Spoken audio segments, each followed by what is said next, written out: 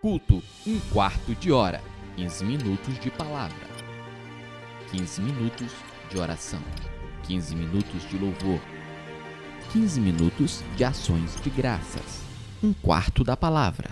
Graça e paz, que o Senhor te abençoe e te guarde, que o Senhor faça resplandecer o seu rosto sobre ti, que o Senhor sobre ti levante o rosto e te dê a paz. Paz, ela na verdade é uma paz completa, paz perfeita, paz com Deus e a paz de Deus que excede a todo entendimento. Estamos começando mais 15 minutos de palavra na nossa devocional de 1/4 de hora de oração. A oração, ela rege a conduta, e a conduta, ela faz o caráter. Conduta é o que nós fazemos, caráter é o que nós somos. Conduta é a vida exterior, a vida externa. Caráter é a interior, a vida invisível, a vida escondida, que se deixa, contudo, entrever por aquilo que é contemplado. A conduta é externa, vista de fora. O caráter é interno, opera por dentro. O caráter é a raiz da árvore e a conduta são os frutos que manifestam nos galhos da árvore. Precisamos ter o caráter de Cristo, precisamos ter Jesus como nosso principal modelo, precisamos imitar a Cristo. Porém, se nós tivermos o caráter de Cristo, nós vamos manifestar o fruto do Espírito. Amor, alegria, paz, longanimidade, benignidade, bondade, fé, mansidão e temperança ou domínio próprio, o qual a palavra de Deus nos diz: contra essas coisas não há lei. A oração, ela está relacionada com todos os dons da graça. Sua relação com o caráter e a conduta é ser auxiliadora. A oração ajuda a estabelecer o caráter e a moldar a conduta. A continuação bem-sucedida de ambos depende da oração. Há certo nível de caráter moral e conduta independentemente da oração, mas não pode haver um caráter evidentemente religioso e uma conduta cristã sem que haja oração. A oração, ela auxilia onde todos os demais auxílios falham. Quanto mais oramos, melhores somos e melhor e mais pura é a nossa vida. A principal finalidade e o propósito da obra expiatória de Cristo é criar um caráter religioso e uma conduta cristã. Ele se entregou por nós, a fim de nos remir de toda maldade, a fim de nos purificar para si mesmo, um povo particularmente seu, dedicado à prática das boas obras. Isso é o que nos diz Tito, capítulo 2, versículo 14, Epístola de Paulo a Tito 2,14 nos diz: o qual se deu a si mesmo por nós, para nos remir de toda iniquidade, purificar para si um povo seu especial, zeloso de boas obras. Só que ele só pode fazer isso se na verdade você tem uma prática de oração, uma vida de oração, uma vida de clamor, porque a vida de oração, ela vai na verdade te fortalecer e ela vai te dar respaldo para você poder resistir à tentação.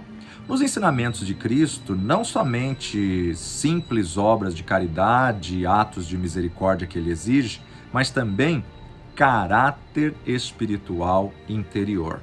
Caráter espiritual. Isso é o que se exige, nada menos bastará. Nos estudos das epístolas do apóstolo Paulo, há algo que se destaca de forma clara e inconfundível: a insistência da santidade de coração e a integridade de vida. Paulo não busca muito promover o que se chama de trabalho pessoal e nem são os atos de misericórdia o tema principal de suas cartas, mas é a condição do coração humano e a irrepreensibilidade da vida pessoal que formam o conteúdo dos escritos de Paulo. Em outros textos das Escrituras, o caráter e a conduta são os temas principais. A religião cristã lida com homens que são desprovidos de caráter espiritual, profanos. O objetivo é mudá-los para que se tornem homens santos no coração e justos na vida, justos na conduta. Visa transformar homens maus em homens bons. Lida com a maldade interior e trabalha para mudá-la em bondade interior. E é aqui que a oração entra e demonstra sua maravilhosa eficácia e fruto. De fato, sem oração, nenhuma mudança sobrenatural no caráter moral pode ser efetuada. Pois a mudança do mal para o bem não é feita por causa de atos de justiça por nós praticadas, mas de acordo com as misericórdias de Deus, que nos salva pelo lavar regenerador, é que na verdade acontecerá as mudanças. Paulo ainda vai dizer no próprio Epístola a Tito, capítulo 3, verso 5, não pelas obras de justiça que houvéssemos feito, mas segundo a sua misericórdia, nos salvou pela lavagem da regeneração e da renovação do Espírito Santo. Pela lavagem da regeneração e da renovação do Espírito Santo. A palavra quer nos lavar, quer nos limpar, quer nos regenerar. E o Espírito Santo quer nos renovar. Permita-se ser tratado por Deus, permita-se ser trabalhado por Deus. E essa mudança maravilhosa acontece por meio da oração sincera, oração persistente e fiel. Qualquer forma alegada de cristianismo que não efetua tal mudança no coração dos homens é desilusão e cilada. A função da oração é mudar o caráter e a conduta dos homens, e em inúmeros exemplos, isso tem sido forjado pela oração. Nesse ponto, a oração, por sua prerrogativa, tem provado seu caráter divino. Assim como é a função da oração efetuar essa mudança, é a função principal da igreja tomar conta dos homens maus e transformá-los em bons. Sua missão é mudar a natureza humana, o caráter, influenciar o comportamento e revolucionar a conduta. Mudança essa que só acontece com a prática da oração. A igreja é a oficina de Deus na terra, e sua principal tarefa é criar e manter integridade no caráter. Essa é a principal missão da igreja. A prioridade da igreja não deve ser adquirir membros e nem acumular valores, números, muito menos manter-se focada na arrecadação, e nem se engajar em caridades ou obras de misericórdia, mas sim produzir integridade de caráter e pureza na vida de cada pessoa. E isso somente pode acontecer com a prática de uma vida de oração para termos o caráter de Cristo. A oração produz limpeza de coração e pureza na vida. A conduta injusta, ela nasce da falta de oração. A oração e o pecado não podem permanecer juntos. Um ou outro necessariamente tem que cessar. Se a pessoa estiver em pecado, ela não vai conseguir ter uma vida de oração. Se ela tiver uma vida de oração, ela não vai conseguir continuar em pecado. Então, há uma grande frase, uma grande verdade: faça os homens orar e cessarão de pecar, pois a oração cria um desgosto pelo pecado e trabalha no coração. Assim, a transgressão se torna repugnante e eleva toda a natureza a uma contemplação reverente de coisas grandiosas e santas. A oração baseia-se no caráter. Foi o caráter interno, não a aparência externa, que permitiu que homens como Abraão, como Jó, como Davi, como Moisés e outros tivessem grande influência com Deus na antiguidade. Como Deus mesmo falou para o profeta Samuel: não olhes para a aparência, pois eu sondo o coração. Samuel estava tentando escolher o próximo rei de Israel vendo o exterior, mas Deus vê o interior. O caráter afeta a conduta e é de grande estima na nossa oração. Ao mesmo tempo, o caráter afeta a conduta em grande dimensão e possui uma influência superior sobre a oração. Vida sem qualidade significa oração supérflua, oração rasa. E ao final, leva a total falta de oração, uma vida rasa. Uma oração débil vai levar a uma vida débil. A fraqueza da vida cresce da superficialidade e da inferioridade do caráter.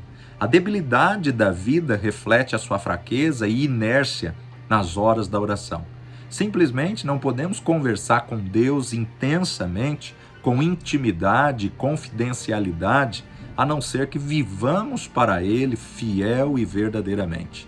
O momento de oração não pode se tornar santificado a Deus quando a vida está alheia a seus princípios e seus propósitos. A conduta perversa é um obstáculo ao sucesso da oração. Está claramente implícito que, para ter total acesso a Deus em oração, tem que haver o abandono do pecado consistente e premeditado. Olha, quando Deus rejeitou a oração da nação de Israel, era porque eles fizeram uma coisa como um ritual, como uma coisa mecânica.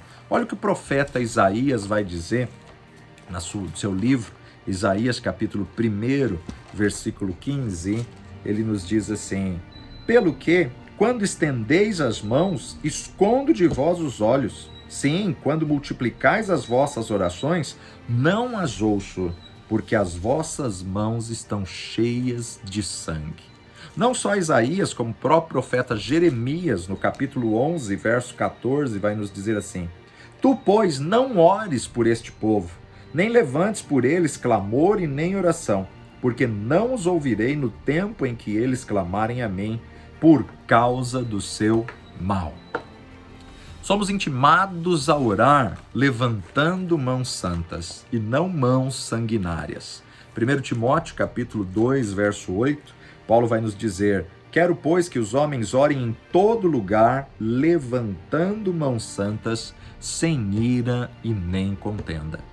Apóstolo Tiago, ele declara categoricamente que os homens pedem e não recebem, porque pedem mal e buscam apenas a gratificação de desejos egoístas para satisfazer apenas suas próprias vontades.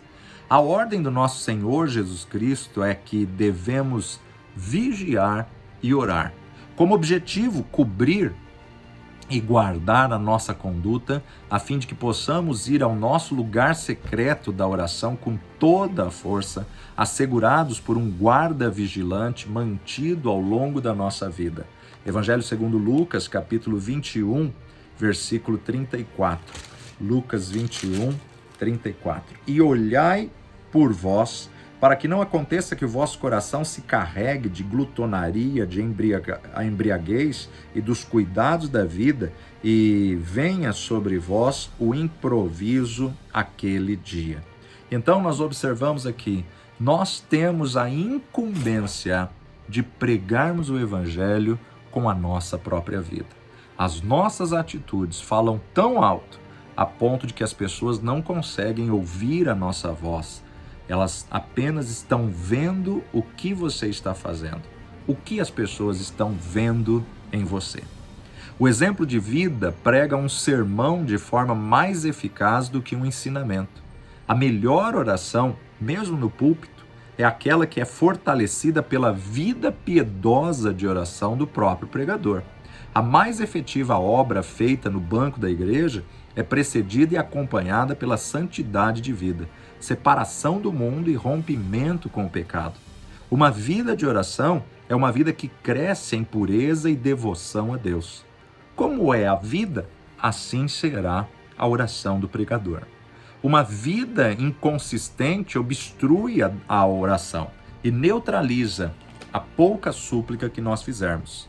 Em todo tempo, a oração de um justo pode muito em seus efeitos. Foi o que o apóstolo Tiago nos ensina em Tiago capítulo 5, versículo 14 a 16. Está alguém entre vós doente? Chame os presbíteros da igreja e orem sobre ele, ungindo-o com azeite em nome do Senhor.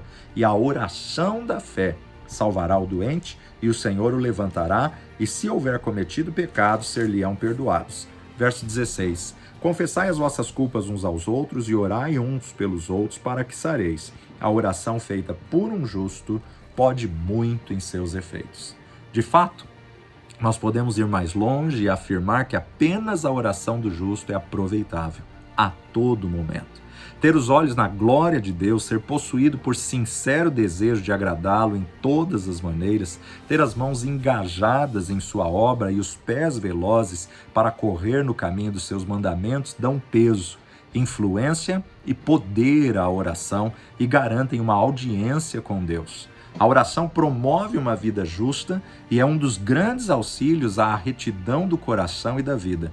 O fruto da verdadeira oração é a vida justa. A oração leva a pessoa que ora a desenvolver a salvação com temor e tremor.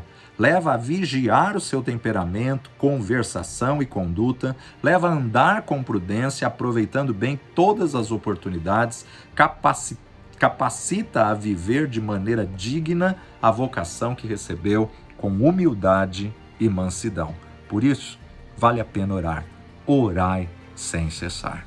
Pai de amor, dá-nos essa determinação. Espírito Santo de Deus, ajuda nas nossas fraquezas, que possamos orar como convém, que possamos orar, ó Pai, a cada dia, atingir o alvo, alcançar o coração de Deus. Ensina-nos, ó Pai, a perseverar na oração.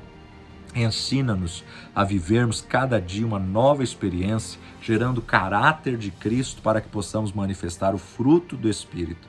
Guarda cada um, manifesta a Tua glória e honra, Senhor, o propósito e o desafio de cada um nesta campanha, no nome precioso de Jesus. Amém e amém.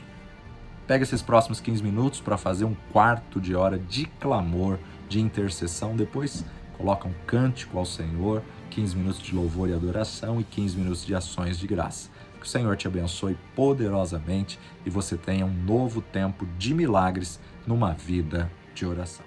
Culto, um quarto de hora.